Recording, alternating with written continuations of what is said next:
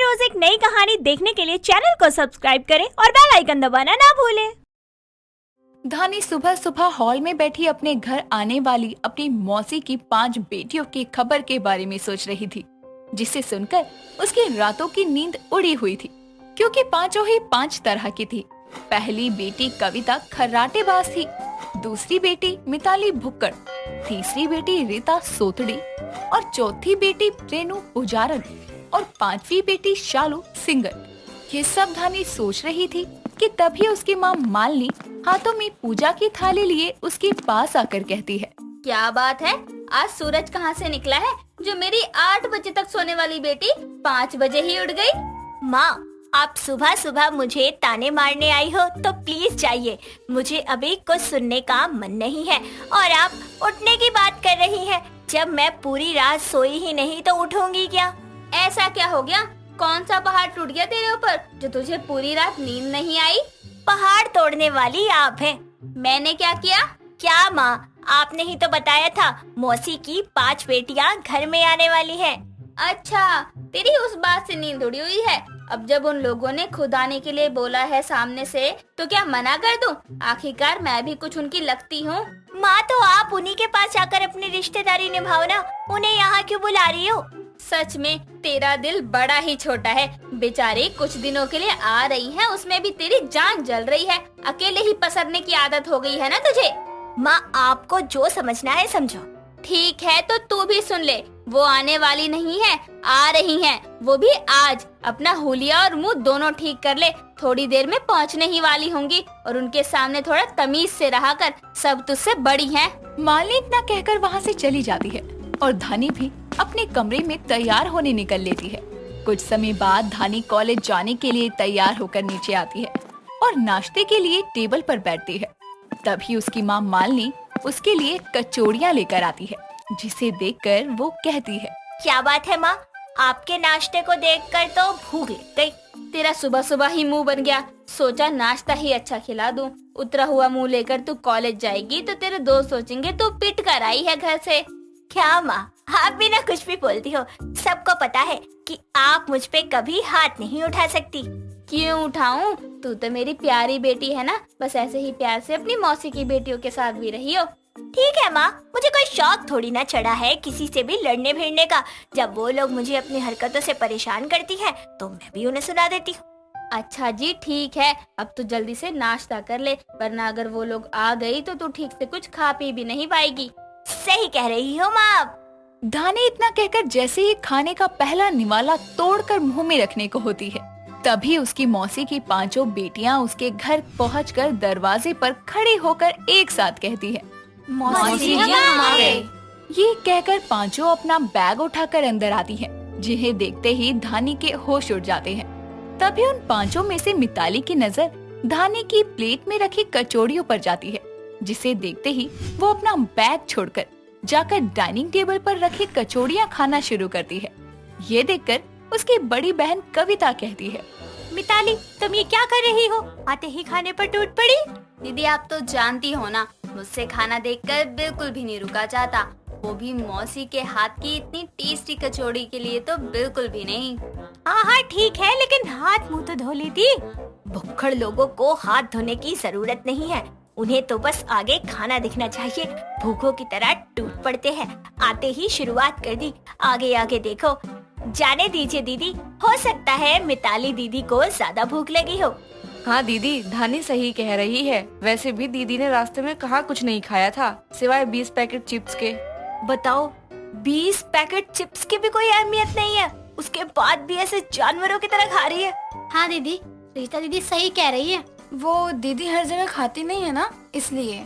अच्छा ठीक है, अब तुम सब अपनी दीदी की तरफदारी बंद करो। हाँ कविता सही कह रही है, अब बातें बंद करो और जाकर फ्रेश हो जाओ, थोड़ा आराम भी कर लो, बातें बाद में कर लेना। और धानी, तुम नाश्ता कर लो। नहीं माँ, पेट भर गया मेरा, अब भूख नहीं है, कॉलेज जा रही हूँ, शाम को मिलती हूँ। धानी इतना कहकर कॉलेज के लिए निकल जाती है और वो 5 बहनें भी अपना बैग उठाकर धानी के कमरे में चली जाती है। कुछ समय बाद शाम के समय धानी कॉलेज से घर आकर अपने कमरे में जाती है, जहाँ वो देखती है कि उसकी मौसी की बेटी रीता आराम से उसके बेड पर पसर कर सो रही है। शालू साउंड बजाकर जोर जोर से गाने गा रही है, जिसे देखकर वो अपनी माँ के पास जाकर कहती है, माँ, रीता दीदी मेरे कमरे में क्यों सो रही है? और वो सोने में इतनी मस्त है कि शालू दीदी के गाने से भी नहीं उठ रही। थक गई होगी इसलिए सो गई। कोई बात नहीं, इतना बड़ा बेड है, सब लोग आराम से आ जाएंगी। माँ, उनको पूरे दिन सोने के लिए भी बोलो ना तो भी सोती रहेंगी, इतनी सोतड़ू है। बेटा ऐसे नहीं बोलते, तुझसे बड़ी हैं वो। अब मैं पढ़ाई कहाँ करूँ ये बताओ। तू हॉल में आकर पढ़ाई कर ले, उन दोनों को जो करना है करने दे। मैं तेरे लिए चाय लेकर आती हूँ। मालिनी की बात सुनकर धानी अपनी किताबें लेकर हॉल में बैठकर पढ़ना शुरू करती है। वो पढ़ ही रही थी कि तभी उसे पूजा घर से जोर जोर से आरती की आवाज सुनाई देती है। तो वो पूजा घर में जाकर देखती है कि रेनू जोर जोर से आरती गा रही है। ओम जय लक्ष्मी माता, मैया जय लक्ष्मी माता, तुमको निश दिन सेवत हर विष्णु दाता। ओम जय लक्ष्मी माता। दीदी आप ये क्या कर रही है? आरती अपने घर में करनी है, पड़ोसियों के घर में नहीं। धानी आज तो रोक दिया, दोबारा मुझे आरती करते समय रोकना मत। ओम जय लक्ष्मी माता।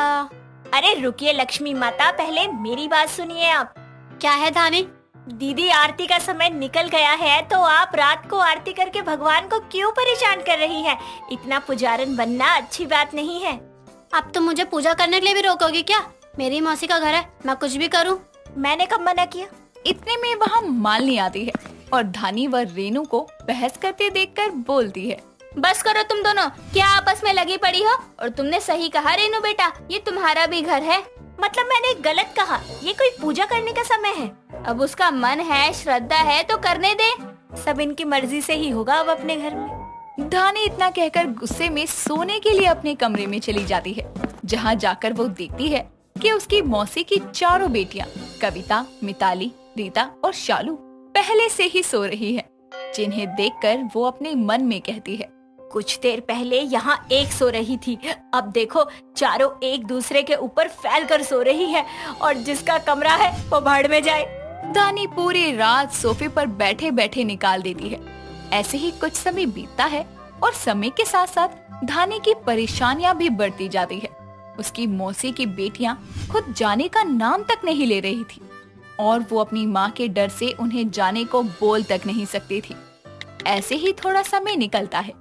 तभी एक दिन सुबह के समय धानी पांचों के पास जाती है और अपने मन में कहती है, अब चाहे कुछ भी हो जाए मैं इनको बोलकर ही रहूंगी कि अपना बैग पैक करें और अपने घर को निकले, फिर चाहे मुझे माँ से सुनना ही क्यों ना पड़े। धानी अपने मन में ये सोच ही रही थी कि तभी कविता कहती है, क्या हुआ धानी, तुम हमारे पास आकर ऐसे बुत बन कर क्यों खड़ी हो? जो कहना है कहो ना, उसके बाद हम निकले। कहाँ निकले दीदी? आज हम लोग अपने घर वापस जा रहे हैं। हे भगवान, कहीं मैं खुशी में पागल ना हो जाऊं। सच कहते हैं लोग, सुबह का बोला हुआ कभी कभी सच हो जाता है। मेरे बिना कहे ही सब कुछ हो गया। दीदी इतनी क्या जल्दी है, कुछ दिन और रुक जाते। अरे धानी तुम दुखी मत हो, हम बस एक हफ्ते के लिए जा रहे हैं, उसके बाद वापस आ जाएंगे, फिर 2-4 महीने आराम से रहेंगे। क्या? हाँ धानी। चारों इतना कहकर अपने अपने बैग उठाकर वापस चली जाती हैं और धानी उनकी एक हफ्ते बाद वापस आने की बात सुनकर अपना हाथ सर पर रखकर सोफे पर बैठ जाती है। पहाड़ों की खूबसूरत वादियों में रेशमा और कुंवर का प्यार हर दिन और हर लम्हा परवान चढ़ रहा था। वो सालों से ही एक दूसरे के साथ दिल से जुड़े हुए थे। कई कस्में और वादे भी उन्होंने अपने प्यार के रिश्ते को साक्षी मानकर किए थे। इसी तरह खूबसूरत वक्त बीत रहा था और एक दिन उसी जगह वो दोनों बैठकर बातें करते हुए एक दूसरे से बोलते हैं, तुम्हारे साथ से हर एक लम्हा ऐसा लगता है मेरी जिंदगी कितनी हसीन है, इन पहाड़ों की तरह रेशमा। मेरी हर धड़कन में बस तुम हो और तुम ही मेरी जन्म जन्म की साथी भी रहोगी। लेकिन कुंवर जी, मुझे हमेशा डर लगता है कि जब आपके पिताजी को पता चलेगा कि मैं उन्हीं के इलाके की एक बंजारन हूँ तो क्या होगा। मैं आपको खोना नहीं चाहती और आपके बिना जीना तो मेरे लिए नामुमकिन है। मैं हर जन्म बस आपकी रहना चाहती हूँ। वो दोनों ये बोल ही रहे होते हैं कि तभी बंजारों का सरदार उनकी बातें सुन लेता है। और वो गुस्से में कुंवर के घर जाकर उसके पिता से बोलता है। हुजूर, कहाँ हैं आप? जल्दी आइए, मुझे आपसे जरूरी बात करनी है। क्या बात है काली? तुझ जैसे बंजारे को मुझसे क्या काम पड़ गया? गुस्ताखी माफ हुजूर, वो आपके बेटे कुंवर मेरे कबीले की रेशमा को दिल दे बैठे हैं और न जाने वो दोनों किस हद तक जा चुके हैं। अभी भी वक्त है, अपने बेटे को संभाल लीजिए। क्या बक रहा है तू? अगर तेरी बात झूठी निकली तो मैं तुझे जिंदा नहीं छोड़ूंगा। लेकर चल मुझे तू वहाँ। अपनी बंदूक लेकर वीर कुंवर काली के साथ उसी जगह पर जाता है जहां वीर कुंवर उन दोनों को गले लगे हुए देखकर आग बबूला होकर बोलता है।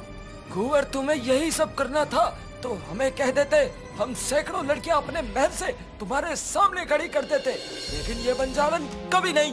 अभी भी वक्त है, भूल जाओ इसे और चलो घर। पिताजी, मैं रेशमा से प्यार करता हूँ और वो भी मुझे चाहती है। उसके बंजारे होने से उसे प्यार करने का हक नहीं है क्या? आखिर है तो वो भी इंसान ही। मैं उसके बिना नहीं जी सकता और ना वो। आप हमारे प्यार को स्वीकार कर लीजिए, मैं आपसे विनती करता हूँ। इस तरह कुंवर अपने पिता को बहुत समझाता है, लेकिन उसे कोई फर्क नहीं पड़ता और इस कारण नफरत की आग और अपनी झूठी शान के लिए वो अपने बेटे और रेशमा को गोली मार देता है, जिसके बाद रेशमा और कुंवर खून से लथपथ हो जाते हैं और एक दूसरे से बोलते हैं। कुंवर, आज मैं सिर्फ तुमसे इस जिस्म से जुदा हो रही हूँ, लेकिन अगले जन्म मैं फिर तुमसे मिलूंगी। मेरी रूह तुम्हें वहाँ भी पहचान लेगी। इस जन्म ना सही, लेकिन अगले जन्म मैं तुम्हारी ही बनूंगी। पिताजी, आपने आज बेशक ही हमें मार दिया, लेकिन हमारा प्यार कभी नहीं मरेगा। अगले जन्म हमारा अधूरा प्यार जरूर पूरा होगा। इस तरह रेशमा और कुंवर का प्यार अधूरा रह जाता है और वो दोनों उसी पहाड़ों की वादियों में अपनी जान गंवा देते हैं, जिसके बाद कुदरत एक बार फिर उन दोनों को नया जन्म देकर अलग अलग नामों के साथ जन्म देता है और इस जन्म में कुंवर सागर के नाम से शहर में जन्म लेता है, तो वहीं रेशमा इस बार भी बंजारे के रूप में ही रश्मिका नाम से जन्म लेती है। सागर एक अच्छी सी कंपनी में काम करता है और वो सुबह ऑफिस के लिए रेडी होकर खुद से बोलता है। ना जाने कब तक सुबह मैं अकेले ही अपना सारा काम करूँगा। बचपन में माँ गुजर गई, रोज अपने लिए सब करना मेरे लिए मुश्किल है। आज मुझे सारिका से बात करनी ही पड़ेगी। इतना बोलकर सागर ऑफिस के लिए रेडी हो जाता है और ऑफिस जाता है, जहां उसकी गर्लफ्रेंड सारिका उसका वेट करती है और जैसे ही वो ऑफिस पहुंचता है तो उसे देखकर वो बोलती है। क्या सागर, आज फिर से तुम लेट हो गए। इस कंपनी में तुम्हें छोड़कर कोई भी लेट नहीं आता, तो तुम आखिर ऐसा क्यों करते हो? क्या मैं जान सकती हूँ? बाकी सबके घर में उनकी माँ या वाइफ उन्हें खाना बनाकर ब्रेकफास्ट बनाकर देती है, लेकिन मुझे अपना सब कुछ खुद ही करना पड़ता है। जब से माँ गई हैं तब से। अगर तुम चाहती हो कि मैं ऑफिस लेट ना हूँ तो तुम मेरी गर्लफ्रेंड से वाइफ क्यों नहीं बन जाती? आखिर हम दोनों को काफी वक्त हो गया है एक साथ। हाँ हाँ, समझ गई मैं तुम्हारी बात। बहुत जल्दी ही तुम्हारी प्रॉब्लम को सॉल्व कर दूंगी। Okay, I love you. अब अपना मूड सही कर लो। इस तरह कुछ वक्त बीतता है, जिसके बाद सागर और सारिका एक दूसरे से कोर्ट मैरिज कर लेते हैं और सागर सारिका को अपने घर ले आता है और तभी उसकी वाइफ सारिका उसे देखकर बोलती है। वाओ हनी, तुम कितनी वंडरफुल पेंटिंग करते हो। आज तक मुझे इसके बारे में नहीं बताया, क्यों? वो बस खाली टाइम में मन कर गया तो बना लिया। अब अपनी वाइफ की सुंदर सी पेंटिंग बनाओ। ओके डार्लिंग, उस चेयर पर जाकर बैठ जाओ। सारिका जाकर चेयर पर बैठ जाती है और सागर उसकी पेंटिंग बनाना शुरू करता है, लेकिन उसकी उंगलियों से सारिका का नहीं बल्कि उसकी पिछले जन्म की प्रेमिका यानी रेशमा की पेंटिंग बन जाती है और कुछ ही देर में पेंटिंग पूरी होती है और जैसे ही सारिका उस पेंटिंग को आकर देखती है तो वो चौंक कर बोलती है। हनी, ये तो मैं हूँ ही नहीं, जरा भी नहीं। ये तुमने किसकी सूरत बनाई है? तुम इसे जानते हो क्या? सच बोलो, अगर तुम इससे प्यार करते हो तो मैं तुम्हारे रास्ते से हट जाऊंगी। नो यार Sarika, I really don't know. पता नहीं मेरे हाथ से कैसे बन गया। और तुम ऐसा वैसा कुछ मत सोचो, मैं सिर्फ तुमसे प्यार करता हूँ और मैं तुम्हें कभी नहीं छोड़ूंगा। तुम मेरी वाइफ हो एंड आई लव यू। इस तरह सागर अपनी वाइफ सारिका को समझाता है। वक्त बीतता जाता है और एक दिन उसके शहर में कुछ बंजारे आते हैं जिसमें रेशमा यानी रश्मिका भी थी। सारिका को उसकी पड़ोसन बंजारों के डांस के बारे में बताती है, जिसके बाद सारिका अपने पति सागर से बोलती है। हनी, तुम्हें पता है हमारे शहर में कुछ बंजारे आए हैं और मुझे हमारे नेबर्स ने बताया कि वो लोग बहुत ही अच्छा डांस करते हैं। सो प्लीज आज ऑफिस से छुट्टी ले लो ना, हम डांस देखने चलते हैं प्लीज। ओके ओके डार्लिंग, लेकिन अभी वक्त है, हम शाम को चलेंगे, तुम रेडी हो जाओ। ओके। इस तरह शाम होती है और दोनों बंजारों का डांस देखने के लिए उसी जगह पर पहुंचते हैं। और जैसे ही सागर की नजर रश्मिका पर पड़ती है तो वो अपने मन में बोलता है, ये तो वही चेहरा है जो मेरे हाथ से उस दिन पेंटिंग बनाते हुए बना था।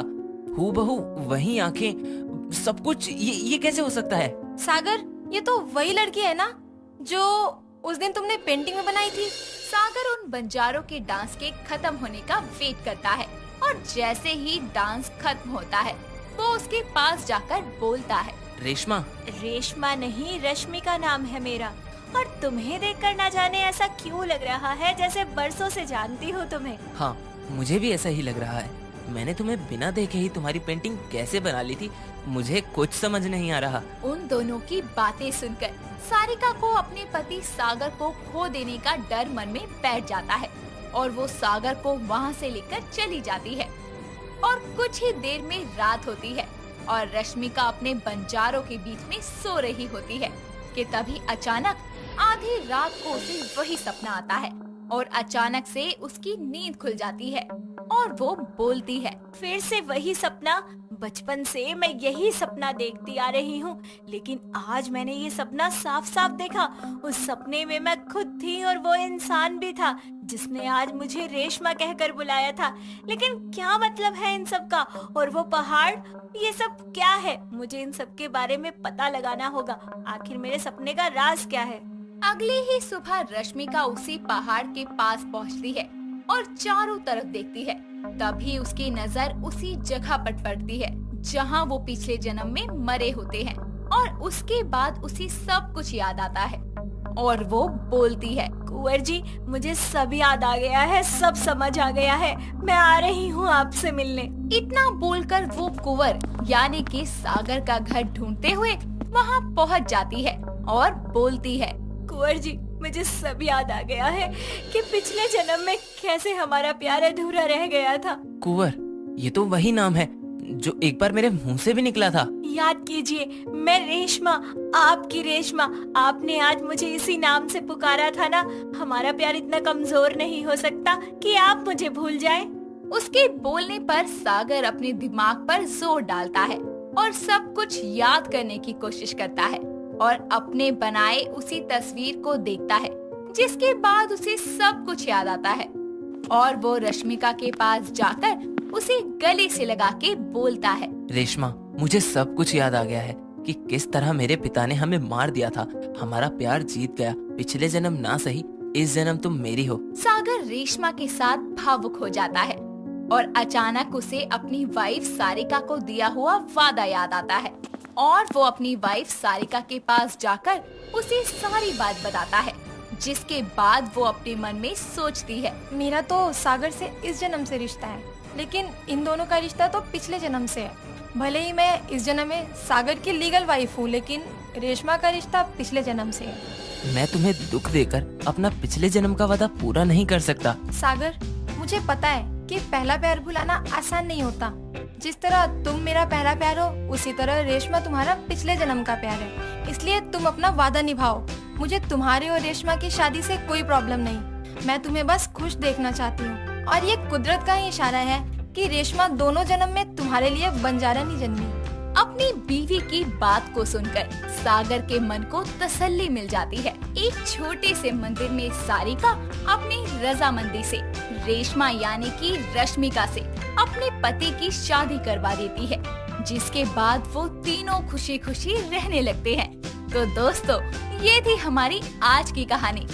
सुशांत हॉल में बैठा होता है और उसकी पलकें आंसुओं से भीगी होती है, क्योंकि वो बेचारा बैठे बैठे प्याज जो काट रहा होता है और खुद से बोलता है, मेरे घर वालों को मैं हंसता खेलता रास नहीं आ रहा था, इसीलिए कर दी शादी। अब बैठ के लहसुन प्याज छीलो और क्या। अरे प्याज कटे के नहीं, सब्जी आज ही बनानी है, कल नहीं। और क्या अपने आप में बड़बड़ाए जा रहे हो? मैं तो ये कह रहा था, ये सब्जियां काटना कितना मुश्किल काम है ना, तुम कैसे कर लेती हो यार। बस रहने दो तुम तो। तुम्हें पता है आज मेरे सपने में निक्की आई थी। कौन निक्की? निक्की मेरी बहन, तुम्हारी साली। हाँ अपनी निक्की। अच्छा क्या कह रही थी? दोनों बातें कर ही रहे होते हैं कि तभी पीछे से आवाज आती है। जीजू सुनो ना। हाँ नोटी, निक्की की आवाज निकालकर मेरा मूड बनाने की कोशिश कर रही हो ना। लेकिन मैंने तो अभी कुछ बोला ही नहीं। दीदी मैं यहाँ हूँ। जैसे ही ये आवाज आती है, दोनों दरवाजे की तरफ देखते हैं, जहाँ निक्की अपना सूटकेस लेकर उदास सा चेहरा बनाए खड़ी होती है और भागकर दोनों की तरफ आती है, जिसे देखकर सुशांत अपनी दोनों बाहें उसे गले लगाने के लिए फैला लेता है। लेकिन निक्की आकर चंचल के गले लग जाती है और ये देखकर सुशांत एकदम से अंगड़ाई लेते हुए बोलता है, अरे वाह साली साहिबा, तुम्हारी उम्र तो बहुत लंबी है, अभी चंचल तुम्हारी ही बातें कर रही थी। अरे आप चुप करिए। निक्की क्या हुआ? तो सुबह सुबह यहाँ, वो भी सामान के साथ, क्या बात है? वो जीजू मुझे शादी करनी है। हाँ मैं तो कब से तैयार बैठा हूँ। हाँ बोलो कब करनी है, मैं सब तैयारी करवा दूंगा। मुझे शादी करनी है जीजू, लेकिन अपनी पसंद से, और माँ जबरदस्ती अपने पसंद के लड़के से करवाना चाहती है। इसीलिए मेरी उनसे बहस हो गई और मैं सारा सामान पैक करके यहाँ पर आ गई। खुशी देकर बड़ी जल्दी झेल ली। भगवान हर किसी को अपनी साली पसंद होती है, तो आप डायरेक्ट साली से ही शादी क्यों नहीं करवाते? बाद में जब हमें वो पसंद आती है तो जालिम जमाना हम जैसों को ठरकी बुलाता है। अरे कौन सी दुनिया में खो गए? वो कुछ कह रही है, सुन भी रहे हो कि नहीं? हाँ बिल्कुल सही किया निक्की तुमने। अरे सोच समझ कर ही शादी करनी चाहिए। मैंने शादी के नाम पे हादसा बर्दाश्त कर लिया, तुम्हें थोड़ी करने दूंगा। आप क्या कहना चाहते हो? मुझसे शादी आपकी जिंदगी का हादसा है? अरे पगली, निक्की तुम्हारी बहन बिना हर बात दिल पे ले लेती है। अरे निक्की आई है, नाश्ता वाश्ता कराओ, बेचारी भूखी होगी। जिसके बाद चंचल निक्की को लेकर अपने कमरे में चली जाती है और ऐसे ही समय बीतता है। और एक दिन तीनों मिलकर सुशांत चंचल की शादी की एल्बम देख रहे होते हैं। तभी वहाँ सुशांत का दोस्त कार्तिक आता है और बोलता है, ओ कमीने, तू अपना फोन किस कोने में फेंक कर रखता है? कितनी बार कॉल कर लिया मैंने। अरे कार्तिक, इतने दिनों बाद आए हो और आते ही गुस्सा। गुस्सा ना करूँ तो क्या करूँ? भाभी जब भी कॉल करता हूँ मजाले की ये उठा ले। मैं तो कहता हूँ इसको फोन की जगह एक कबूतर ला के दे दो, कम से कम 2 दिन में इसकी खबर तो मिलती रहेगी। अरे मेरी औलाद शांत हो जा, आसपास देख भी लिया कर, आते ही गालियाँ बकनी चालू कर देता है। मेरी साली आई हुई है, उसके सामने तो दोस्त की इज्जत रख ले। उसके इतना कहते ही कार्तिक की नजर निक्की पर पड़ती है और वो उसे एकटक देखते ही रह जाता है और निक्की भी उसे प्यार से देखने लगती है।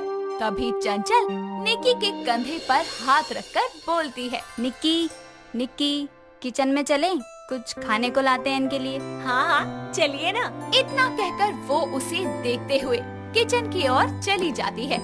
जिसके बाद सुशांत उसे बोलता है, बस कर, कितना घूरेगा? तेरी भाभी की बहन है। भाभी की बहन है तभी तो घूर रहा हूँ। साले तेरी साली है, वो भी कुंवारी।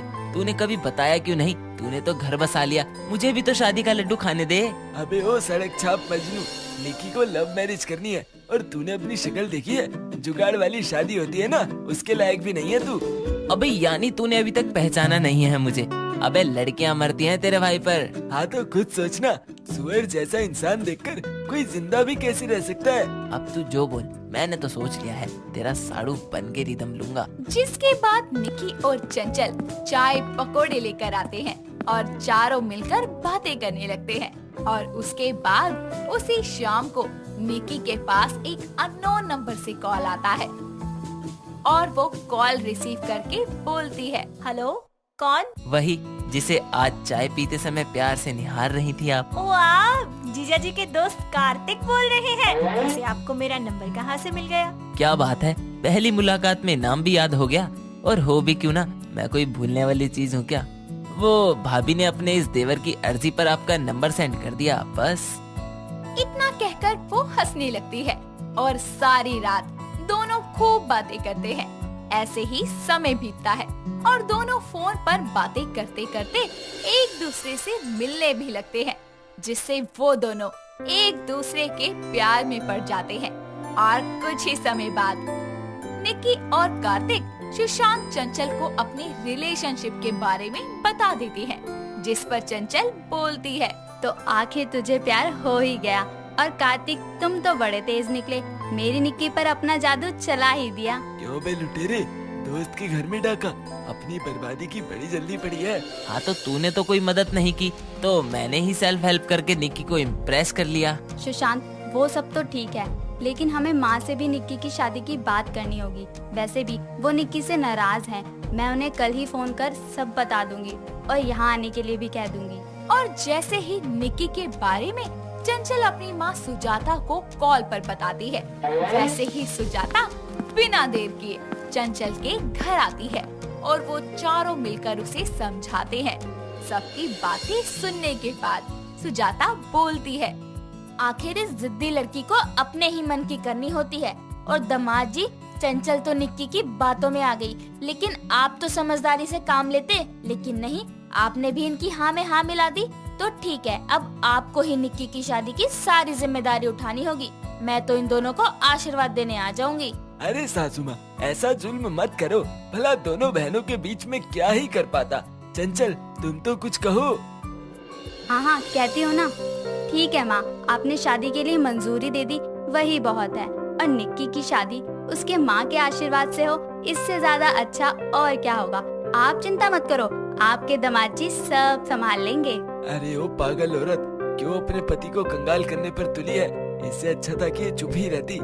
जिसके बाद निक्की और कार्तिक सुजाता के पैर छूते हैं और उसके बाद सुजाता वहाँ से चली जाती है और बेचारा सुशांत लग जाता है अपनी साली की शादी की तैयारियों में। एक दिन वो शादी में होने वाले खर्चों का हिसाब लगाता है, तभी वहाँ चंचल आती है और सुशांत खुद से बोलता है, कैटरिंग हो गई, मैरिज हॉल भी बुक कर लिया, डीजे वाले को भी पेमेंट कर दी, डेकोरेशन हॉल वाला कर ही देंगे। और निक्की का लहंगा लेना है, महंगे वाला। ये पागल औरत, तेरा दिमाग फिर गया? अरे मजाक मत करो, मेरी शादी हुई है, पता है मुझे। शादी का जोड़ा लड़के वाले देते हैं। दोस्तों, अगर आपको ये कहानी पसंद आई तो इसे लाइक करें, शेयर करें और कमेंट करके बताएं कि कहानी में आपको सबसे अच्छा क्या लगा।